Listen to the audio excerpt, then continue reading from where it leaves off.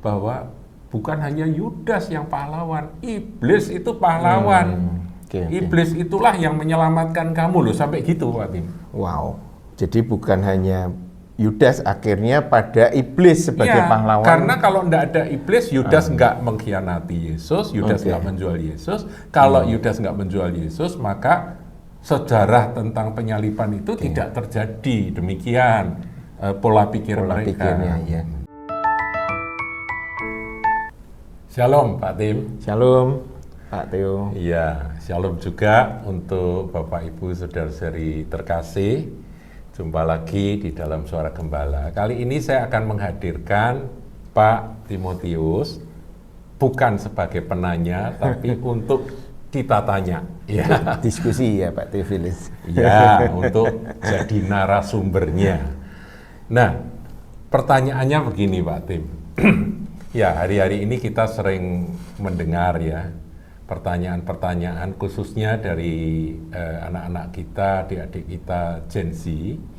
Mungkin mereka mendengar ya dari pertanyaan dari teman-teman yang bukan Kristen, yaitu tentang Yudas yang katanya justru adalah pahlawan.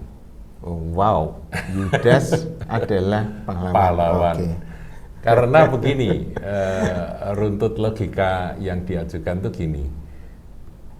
Kita tuh semua tahu ya, iman Kristen itu pusatnya ada pada salib Kristus, ya kan? Benar. Tuhan Yesus mati tersalib dan karena itu kita diselamatkan. Amin. Ya, keselamatan kita karena kematian Tuhan di kayu salib, Dia mati supaya kita hidup. Iya. Kemudian ya tentunya Tuhan dikuburkan dan Tuhan bangkit membuktikan bahwa Dia adalah Tuhan. Yes. Nah, itu adalah Injil. Tetapi pertanyaan ini sering diajukan, kok Yesus itu sampai di kayu salib itu ada ceritanya. Dan salah satu ceritanya itu adalah karena pengkhianatan dari salah seorang muridnya, bendahara dari kelompok pelayanan Tuhan Yesus ini, yaitu Yudas Iskariot.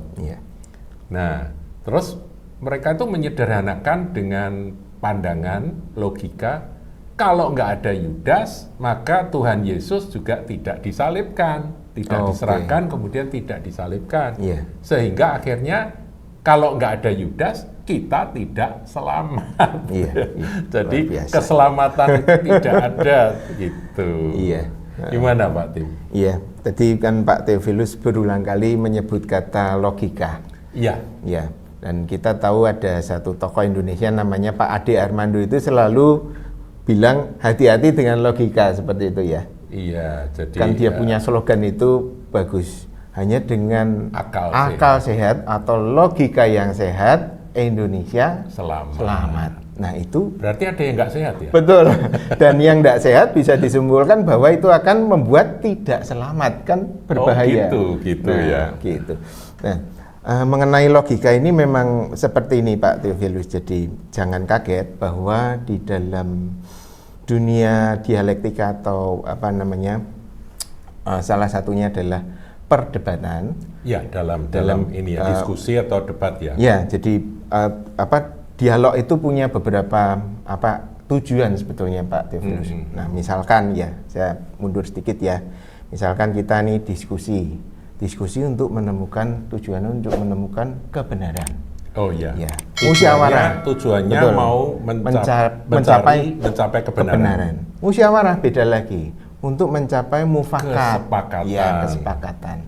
Nah, dialog juga punya tujuan yang berbeda. Dialog itu untuk saling bertoleransi, saling menghargai, menghormati, memahami. Nah, tapi juga ada dialektika debat. Nah, debat ini harus kita pahami dulu, tujuannya adalah untuk memenangkan. Jadi di dalam debat itu nggak peduli benar salah, yang penting menang. Nah, segala cara akan ditempuh untuk menundukkan lawan bicara. Itu tujuan dari debat. Wah, berarti debat itu tidak mencari kebenaran ya? Betul. Mencari menang. Mencari menang itu tujuan dari debat itu sendiri. Ini adalah simpulan dari pakar komunikasi. Nah, di dalam mencapai tujuan ada salah satu teknik yang dipakai namanya logical fallacy. Apa itu logical fallacy? Nah, dari katanya kita bisa agak sedikit paham, Pak Theophilus. Logical itu bicara tentang logik, akal. Ya. Kemudian fallacy, kekeliruan. Fallacy. Ya. Jadi dari katanya kita paham bahwa ada yang namanya di dalam dunia dialog itu adalah logical fallacy, kekeliruan dalam berlogik. Sesat logika, sesat berpikir. Gitu ya. Oke. Nah, ini juga bukan tanpa tujuan di dalam perdebatan. Nah, kita ingat tadi tujuan debat adalah untuk menundukkan lawan. Maka kalau kita menemui sesuatu yang lucu, seperti nanti kita akan bedah ya tentang logika bahwa Yudas sebetulnya pahlawan ini ya. Coba kita dalami apakah ini akal yang sehat atau akal yang tidak sehat.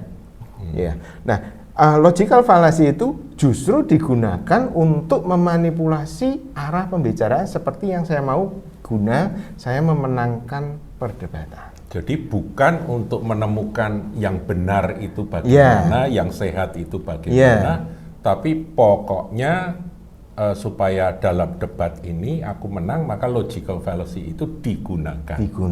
Nah, ini sebagai anak-anak Tuhan yang sekarang aktif di media sosial, banyak mendengar tentang perdebatan iman, perdebatan tentang agama. Seperti itu kita kudu sedikit mengerti dan berhati-hati. Berwaspada. Ya. Rupanya di dalam debat agama itu tidak lepas debat apapun, itu melibatkan teknik logical fallacy ini.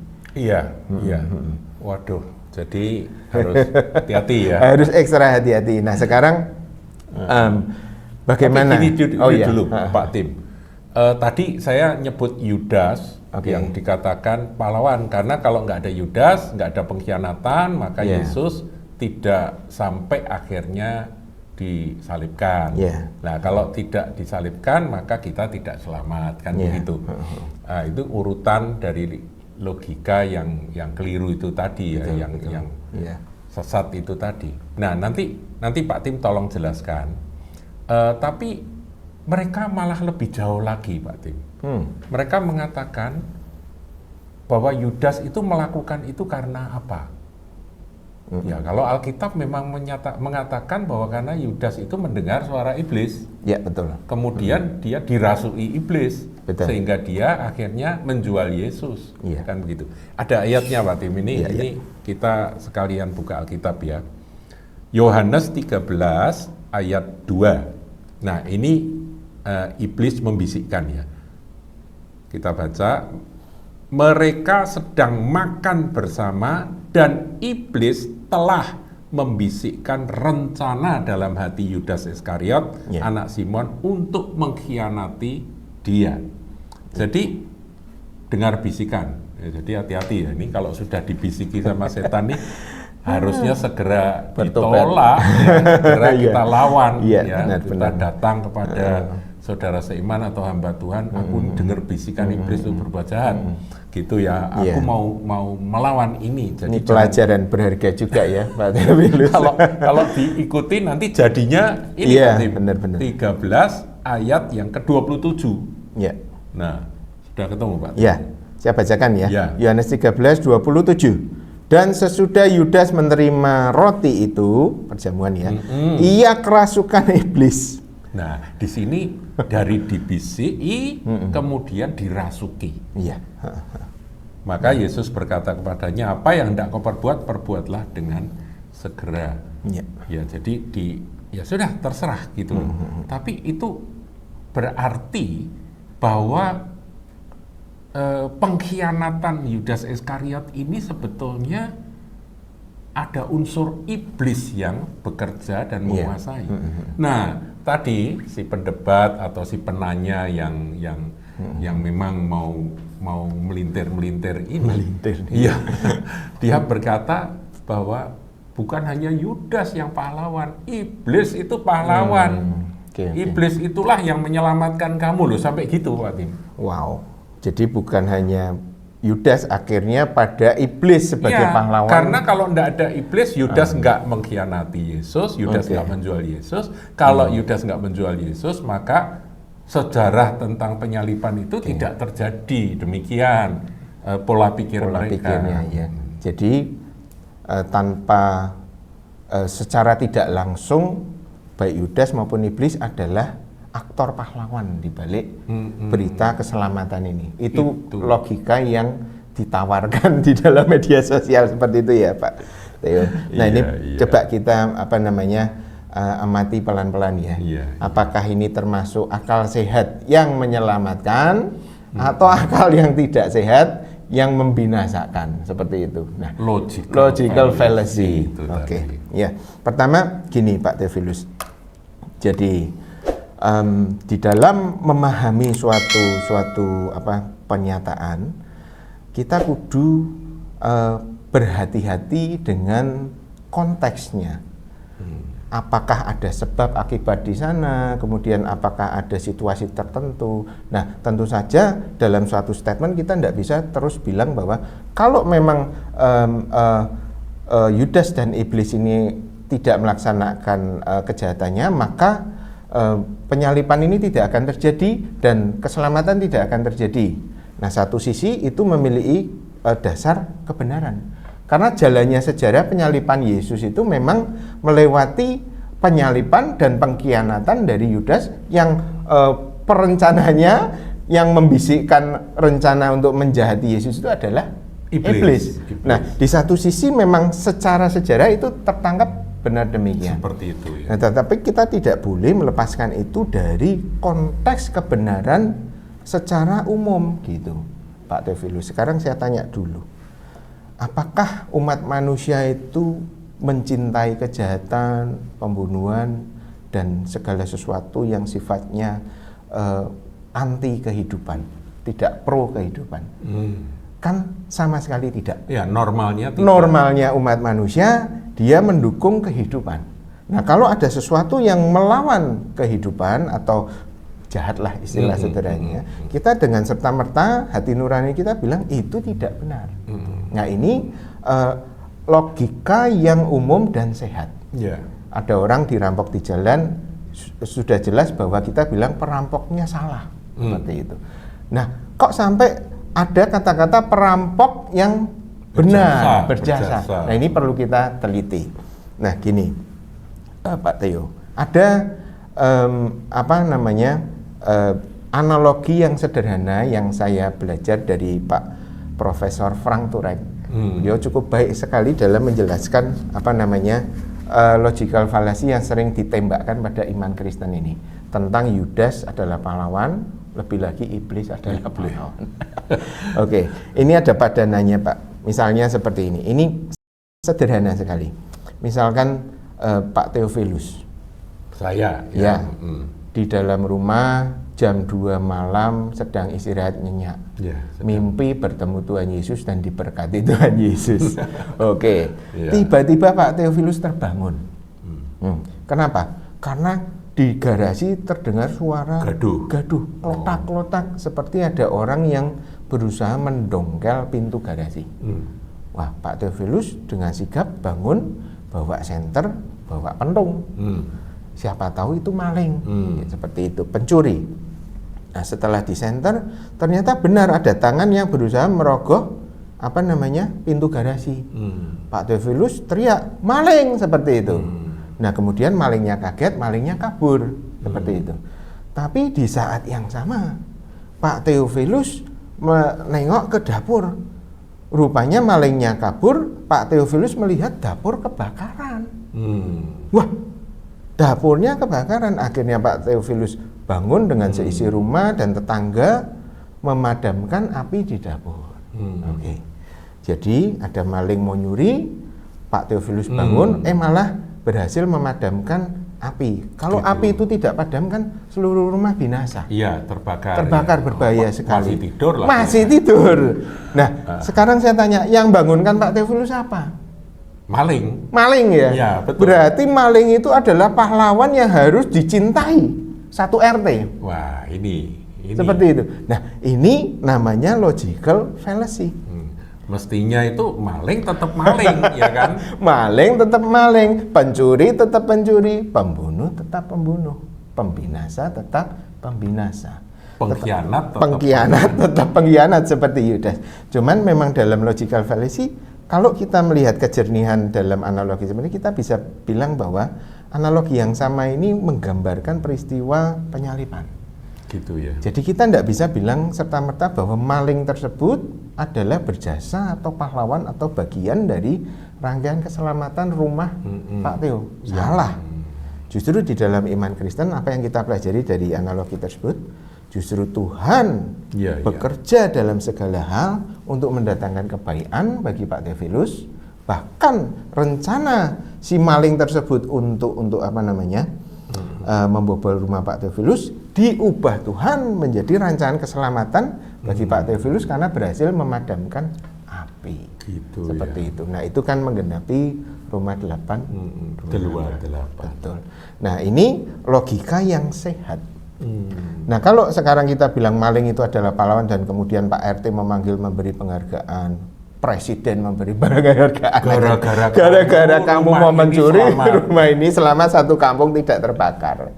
Nah, apakah ada yang demikian di dalam kehidupan manusia? Tapi itu kan faktanya memang sering terjadi. Betul, Pak Theophilus. Saya membayangkan ada orang ya naik naik mobil, kemudian dia dicegat oleh begal, dia dirampok, kemudian dia keluar, mobilnya diambil sama rampoknya, ada 3 rampok, kemudian mobilnya digas, dibawa lari, tiba-tiba mobil itu meledak kebakaran. Iya. Nah, itu apakah rampoknya itu jadi pahlawan? Iya, kan itu kan kalau dibalik, kan namanya gagal berlogik, gagal berakal sehat. Nah, cuman harus kembali lagi kita pahami bahwa tadi kita sedikit memahami bahwa di dalam dunia dialektika ada yang namanya perdebatan. Nah, jangan kaget atau jangan gumunan bahasa Indonesianya apa ya? Jangan merasa wow kalau ada teknik yang dinamakan dengan logical fallacy ini. Pembalian, istilahnya itu pelintiran, kemudian usaha-usaha untuk membuat kita berpikir keluar dari konteks, keluar dari akal sehat kemanusiaan kita. Nah, ini perlu diwaspadai. Kalau saya tangkap dari apa yang Pak Tim jelaskan tadi, jadi kita ini harus punya prinsip. Benar. Prinsip sesuai firman, yang salah adalah salah, yang benar adalah benar. Amin.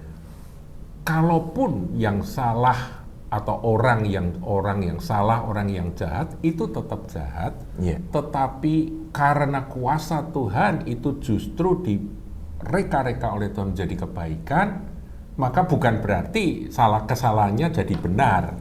Kan begitu ya? Benar. Salahnya tetap salah.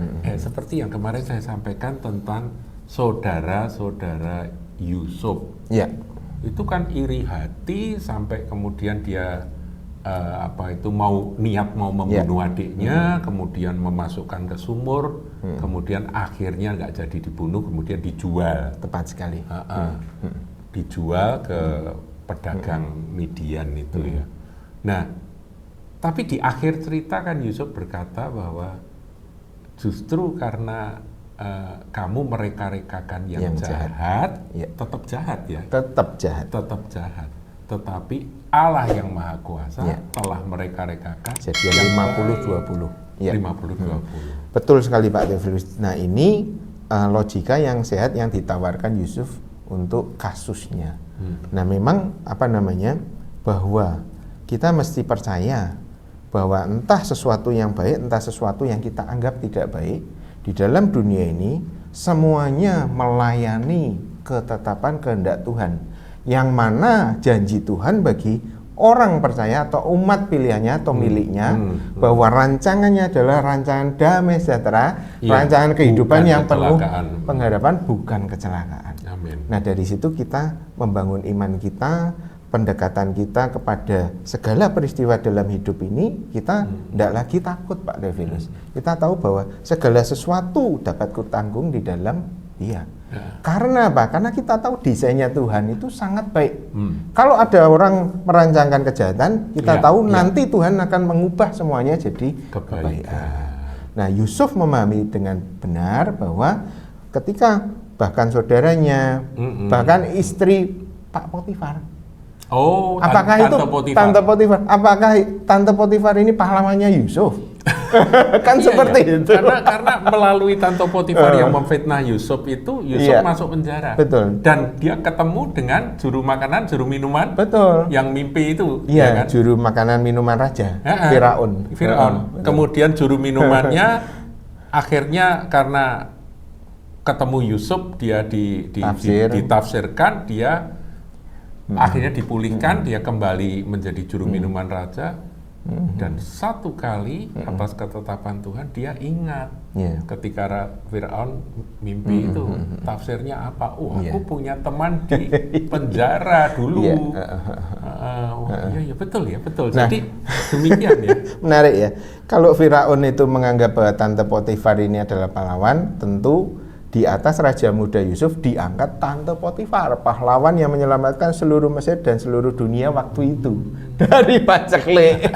Padahal Tante Potifar cuman menjalani nafsunya yang tidak suci seperti itu. Nah, ini kan jelas-jelas pikiran yang sesat.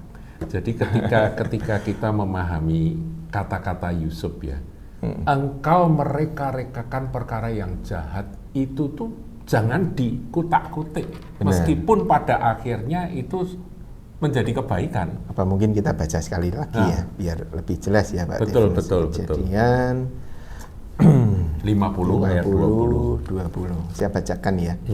Memang kamu, yakni saudara-saudari Yusuf yang waktu itu berjumpa dengan dia, telah mereka-rekakan yang jahat. Jadi kerjaannya itu jahat terhadap aku, kata Yusuf. Dan jahat jahat ya. Jahat adalah jahat. Tidak boleh dirubah jadi baik ya. Iya, betul. Tetapi Allah telah mereka-rekakannya untuk kebaikan.